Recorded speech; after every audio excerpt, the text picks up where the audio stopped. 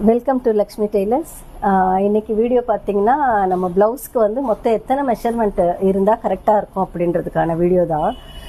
மொத்தம் 13 மெஷர்மெண்ட்டு தேவை ப்ளவுஸ்க்கு. என்னென்னு பார்த்தீங்கன்னா ஃபஸ்ட்டு ப்ளவுஸோட லென்த்து, அப்புறம் அப்பர் செஸ்ட்டுங்கிறது நம்ம பஸ்ட்டுக்கு மேல் பக்கம் இந்த சைடு இங்கே வரா மாதிரி அப்பர் செஸ்ட் எடுக்கணும். அடுத்தது மிடில் செஸ்ட்டு, அதாவது பஸ்ட் எடுக்கணும்.